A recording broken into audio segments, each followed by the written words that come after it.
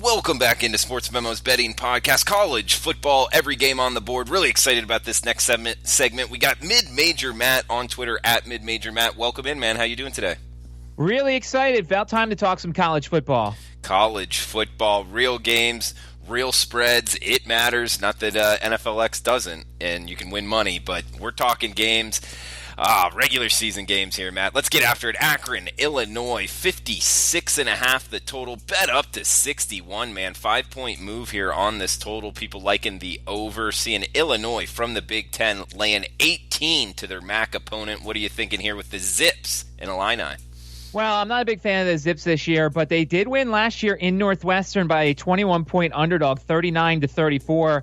Likewise, Illinois played Kent State week 1 last year. They only won that game 31-24 as a 16-point favorite. It's a large number for a team like Illinois to be laying because they're not very good, but I don't know necessarily if I trust Akron and Cato Nelson to take care of business here. It's a big number, but Akron could make things interesting against Illinois. Yeah, good start there, Matt. We got 169, 170. Ball State at Indiana, 60 the total. Seeing Indiana, the Hoosiers laying 17 to their MAC opponent. Yeah, Ball State. Remember, this game is being played at Lucas Oil Stadium, so let me make the joke of I hope nobody retires at halftime. Ball State doesn't have Riley Neal, doesn't have James Gilbert. Both of them transferred out of the program. This is not a very good football team. Last year they lost 38-10 at Indiana as a 15-point underdog. I'll be very interested to see what Indiana brings to this one. They are clearly the better team. Oh, man, the Andrew Luck joke. You're giving him a hard time for that, huh? You don't understand where he's coming from? No, I completely do. I have no problem with it. It's the people who are trying to get their season tickets back who I think are rather ridiculous in this whole story. Gotcha, man. Good stuff there. We got Toledo, Kentucky up next. Total 59, but up to 62.5 now, so some over money here. And let's see, the spread, Kentucky, the SEC team, laying 12 to their MAC opponent. No Josh Allen for Kentucky. No Benny Snell, which I think will put more pressure on Terry Wilson, but he's a very good quarterback. He's got to be better with regards to completion percentage. Lynn Bow, not a bad wide receiver. Asim Rose will try and fill Benny Snell's shoes. Toledo lost some of their big-time wide receivers. Deontay Johnson. The Thompson kid is gone. There's another one who's gone, but they got Guadini, the quarterback, and Eli Peters is backing him up. This could be a high-scoring game because Toledo's defense not very good, and if Kentucky can move up and down the field a little bit early, this one could be an over. All right, he's Mid-Major Matt at Mid-Major Matt on Twitter. All of his packages up at sportsmemo.com. We're going 167 on the rotation, down to 200 on this segment. That will end with Georgia Southern at LSU. You can check out the Sports Memo odds page. We're just going right down in numerical order. We checked out Thursday night's games with Rob Vino. We had Friday's games with Brent Crow. This is the segment with Mid-Major Matt, and we'll close it out with Joe Ranieri. The coupon code for this segment is CFB half. That's CFB HALF at checkout for half off of Mid-Major Matt's college football full season package. That's over $300 worth of savings. Also, you can use that coupon code for his 7-day all access package. Just want to try it out for a week, get all of his plays with analysis. Check it out at sportsmemo.com. He does have a free play up there, and CFB half will take half off of his 7-day all access pass as well. Springs down to about $50 there on the site, sportsmemo.com. Mid-Major Matt, we got a 12 o'clock Eastern noon kick here. Mississippi State, Louisiana Lafayette, 60 the total. Seeing Mississippi State minus 20 in this one. Two teams that have not had great headlines as of late. Tommy Stevens, the Penn State transfer, was named the quarterback at Mississippi State, but Keaton Thompson transfers out because he loses the job. It's a trend I don't like seeing in college football. On the other side, you've got a Raging Cajuns team, the big story with them, Billy Napier telling his players that they have to donate to the athletic fund when they're actually players, and they don't make any money, so that was kind of an odd story. Going on the field, this game will be played in New Orleans at a somewhat neutral site. Of course, Louisiana will be the closest team in this one. They've got some talent. They might be able to give Mississippi State a little bit of fits because they've got some talent, and they might have a little bit of a home field advantage. I like the underdog potentially in this one. Yeah, interesting handicap here. 20-point spread. I'm with you. It would be the Raging Cajuns or pass for me, Matt. We got Ole Miss versus Memphis. Interesting handicap here as well with the AAC team laying 5 or 5.5 against the SEC team. 66 the total. Going to see a lot of points here. You looking to get involved with the Rebels versus the Memphis Tigers, Matt? Matt Corral, the redshirt freshman quarterback for Mississippi, does not have any of the good receivers that they had last year for the most part. This was an offense that used to score, almost averaged 34 points per game. They gave up over 36 points per game on a defense that brought back 10 stars. I could see why Memphis is favored. Brady White's back. DeMonte Coxey is at wide receiver. Patrick Taylor, the running back. Memphis is not a bad team. They could make some noise in the AAC. Yeah, what about up front, though? Does that worry you? You know, a lot of times if you can't block, the opposing defensive line, it's going to be a long day. You think they'll hold up front? Well, so here's what we're all predetermined to basically take the SEC team when they go out of conference, right? Because they're always the tougher conference. Memphis is one of those teams that can match them in somewhat in the physicality, and if they can't out-physical them, then they will definitely try and out-finesse them, and I think this Memphis team could be a little bit finesse-based. Matt, we got Georgia State versus Tennessee up next, talking about the SEC hosting the Sun Belt team here. And Georgia State, the Panthers, tough year last year, I believe just 2-10. They do return their quarterback, dual threat guy. I think there is upside. I actually have Georgia State as a bet on team, especially out the gate. Haven't gotten involved here yet because Tennessee is returning their quarterback. I think there's a lot of talent there as well. So this one in Knoxville. Tennessee, however, laying 26. Not really interested in laying that number. 57.5 the total. Yeah, Tennessee last year had a couple of cupcakes at home. They did not cover at home against UTEP as a 31-point favorite. They did not cover at home against Charlotte at home later on in the season as a 21-point favorite. You're right. Dan Ellington is an intriguing prospect at Georgia State as a quarterback. They've got 7 starters back on both sides of the ball. I'll probably sit this one out, but I would not be surprised if Georgia State keeps it close. Good stuff, Matt. We got Eastern Michigan versus Coastal Carolina. 54 the total. Looks like -6. That's EMU laying on the road.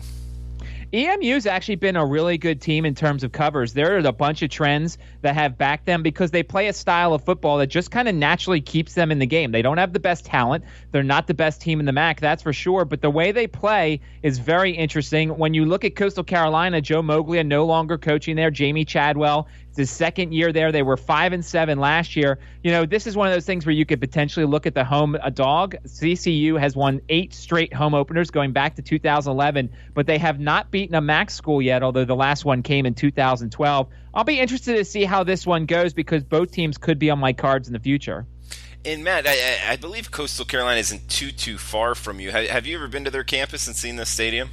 I have not, but I've heard that it's one of the most beautiful campuses in America, and that is not going to be a detractor for them because they are able to get a lot of kids. By the way, Eastern Michigan, the last 3 years, 8-5 against the spread, 8-3-1 against the spread, and 10-3 against the spread. So they're a covering machine when it comes to some of these games. Matt, next up we got 181, 182, the rotation numbers. Battle of the Carolinas. South Carolina, North Carolina, 63 the total, seeing -10.5 or -11. That's the Gamecocks in this one.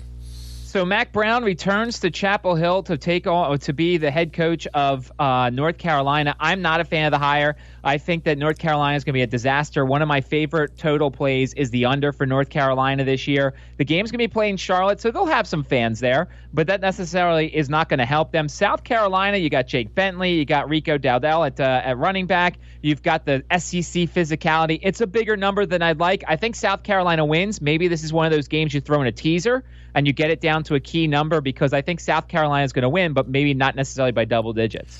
Yeah, you bring up the North Carolina head coach. What about the South Carolina head coach? Are you pro Will Muschamp, or you think he's on his way out?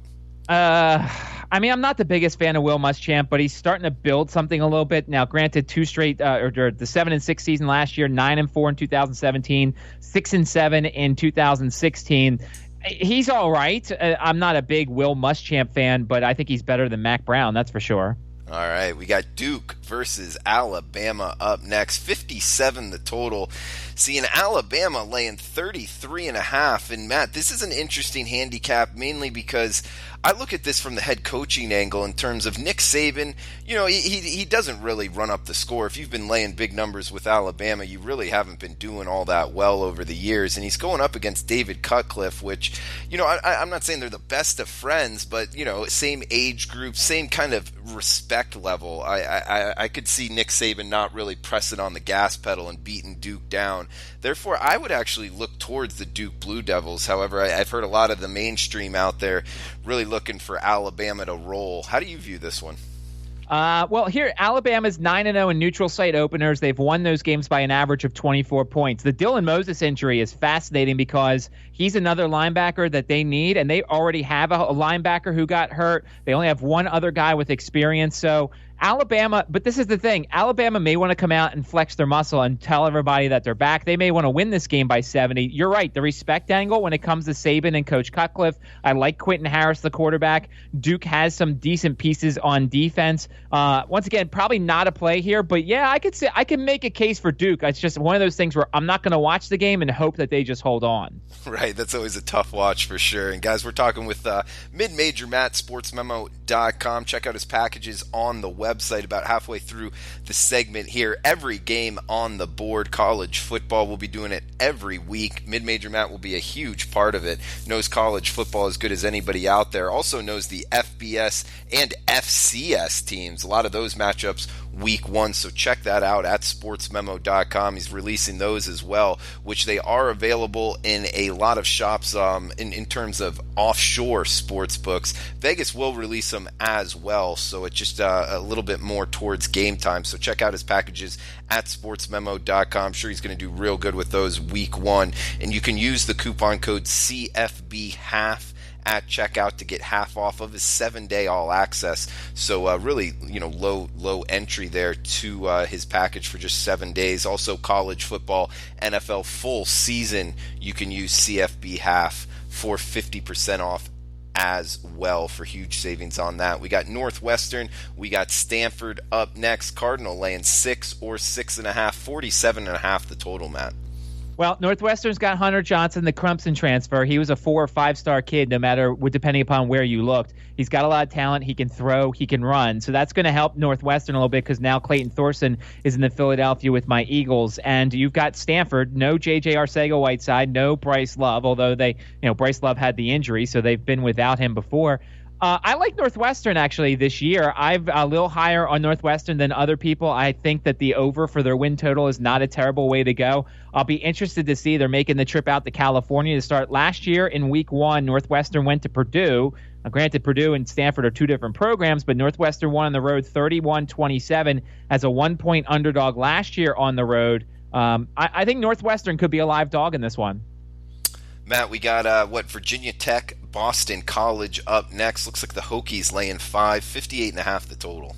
Yeah, in Virginia, I know a lot about the Hokies. I think there's a lot of question marks with this team. Bud Foster is going to retire at the end of the year. He's arguably one of the best defensive coordinators in football. A lot of the same questions that you could ask about Virginia Tech is with Boston College. This is one of my games that I'm playing. It's up on the website right now, so you can check it out. But I think that there is a play in this game that I have released. All right, he's got his client play up at sportsmemo.com. Check it out at the website. Mid-Major Matt handicap page and CFB half. That's CFB HALF at checkout. Will take 50% off full season or 7-day all access. Matt, before we get to Liberty and Syracuse, your ESPN radio in the state of Virginia, in Richmond, Virginia, where else can the people listen to you? Yeah, it's online, ESPNRichmond.com. I'm on from 3 to 4. I have a weekend show on Saturday mornings that does a lot of the state schools. So it's JMU, Liberty, Richmond, William & Mary, all bettable games, of course. And certainly we take a look at all the games and preview a lot of things. So I'm on ESPN Richmond 3 to 4 during the weekdays, and then 11 to noon on Saturdays during the college football and college basketball seasons with all things Virginia athletics. And you were at ACC Media Day, right? Yes, I was at ACC Media Day a couple months ago. Next, early October, I'll be at ACC Basketball Media Day when you flip the page over to basketball. And let me just say this. I think that the 7-day package is the way to go. I realize my picks and my games are not for everybody. So if you give it a shot at 7 days, you don't like the games. Now, they could win, but if you don't like the games I'm doing, the 7 days thing allows you to get in and get out, as opposed to signing up for a season and then getting the first play in like the Kent State game. And you're like, well, wait a second, I didn't sign up for this. Can say a lot of people out there really don't mind betting those games, though, Matt. You'd be surprised, but yeah, for sure, check it out. 7-day all access for half off. CFB half at checkout. We got Syracuse Liberty up next, 68 the total. Orange laying 19 in this one. So not that that'll affect anybody's handicap, but I will be at this game on Saturday night representing my alma mater. This is the second straight year that they've played a group of 5 team on the road. Last year, they played at Western Michigan as a 5-point favorite. They won 55-42. This is a potent offense. Tommy DeVito could run things very well. They've got a pair of transfers in Abdul Adams from Oklahoma and Tristan Jackson from Michigan State. The defense has a lot of pressure up front. But Liberty's honestly my favorite over in the win totals. It's like 5.5 or 6. The Flames are a very good football team. This is the first time they've ever had an ACC school or a top 25 school on their campus. So the place could be rocking. You could make a case if this thing keeps going up with Liberty plus the points, just in case Syracuse is not necessarily focused for this one. In total wise, why is this not over 70, Matt? I think it's because they believe that Syracuse's defense is going to show up. Their secondary's not terrible. Liberty's, they think that maybe what's going to happen is this game goes, a couple more longer drives than you think. The over might be worth a look, depending upon if it moves another point or two. I'd wait if you're going to play the total and kind of let it decide. If it keeps going up and you like the over, then don't do it. If it goes down, then you get yourself another point or two of value. And what are you thinking with Syracuse? 1, the quarterback position, and 2, kind of the direction of the program under Dino Babers. Are you a fan? Oh, I love Dino Babers. I think he is one of the best coaches in the country. I hope he never leaves. Tommy DeVito got his feet wet last year. He had 87 pass attempts last year when Eric Dungy got hurt. He's not Eric Dungy, but in some ways that's a good thing. He's more of a pure passer. He's got plenty of weapons. I think early on the offense may struggle, like a drive or two, but once he gets going, I think Syracuse is a sleeper to win the Atlantic and then potentially win the conference as a whole if they knock off Clemson. All right, Matt, we got Boise State versus Florida State up next. Rotation number 191, 192. This one in Jacksonville, Florida. Florida State minus 4.5. Total of 51.5, Matt. So the thing to watch out here, and we talked about this last night on the show, the weather could be an issue. There is a hurricane or potentially a tropical storm heading there. They may move the kickoff up. They may change locations from Jacksonville to Tallahassee. You've got a more veteran team in Florida State than Boise State. They've got 16 starters back. Boise State has only 13. Boise State's starting a young quarterback. I would wait on this one. Unless you have a really good angle that includes potential weather issues, I would wait and see if the venue changes. I would wait and see if the date changes before I make any sort of selections on this one. Interesting. Okay, Matt. Yeah, the hurricane, we got to kind of play weatherman, which in college football, hurricane season, especially in the South, it does matter. So keep that in mind. More so, in my opinion, Matt, in betting totals and also laying huge favorite prices, just because, weather, it's obviously tough to kind of throw the ball downfield and things of that nature. But great point in terms of bringing the weather into the Boise State versus Florida State game. We got a couple games left here. SMU, Arkansas State, 56 the total. Arkansas State minus 3. And Matt, this is a fascinating matchup. We got an AAC team versus, let's face it, the most powerful program in the Sun Belt in Arkansas State, laying 3. What are you thinking here? Well, there is a factor that, it's tough to bring up, but it's something that has to be considered. Coach Anderson's wife passed away earlier this week. She had a long battle with cancer, and unfortunately it ended. And that's something that potentially could affect the team. It could affect the coach. I hate trying to put that involved here, but it's an angle. And SMU's not terrible. Sonny Dykes' second year there. Last year they were 5-7. The Buechele kid comes over from Texas to be the quarterback. There's some decent weapons at wide receiver. Their defense hasn't been very good, but they do have 9 starters back. The SMU team might be worth a look here, but with so many games, I probably would skip this one. Yeah, that SMU team, you're right. Buechele coming over. They got some offensive firepower. Interesting handicap there. We got MTSU Michigan up next. Wolverines minus 34, 54 the total, Matt. Yeah, Middle Tennessee finally, after like 19 years, Brent Stockstill has finally graduated. And I mean, it feels like he's been there forever. And that's actually a compliment because, he's been there for so long and he's done so well. The offense is going to take a step back. They've got some decent experience at wide receiver. Ty Lee is not a bad wide receiver. He was second team all conference. CJ Wyndham is not bad, but their defense, as aggressive as Scott Schaefer is as a defensive coordinator, I think that's going to leave them open for Michigan. This is one of those name your score type games. Can Michigan, who's got Army next week, can Michigan focus in and go and beat them up? They're not often a favorite of this big. Last year was a 35-point favorite. They beat SMU 45-20. I think this is another game that you kind of hold your breath because they can name their score and they know it.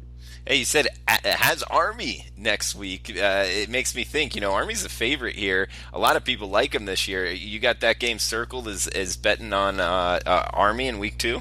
Well, I want to see how Army does this week. Make sure the Hopkins kid gets out alive, and make sure that see how Michigan does with their week 1 opponent. But with Michigan having to play Army, it's a big game. Army plays that style really well. It depending upon the number next week, I may look at the road team in that one.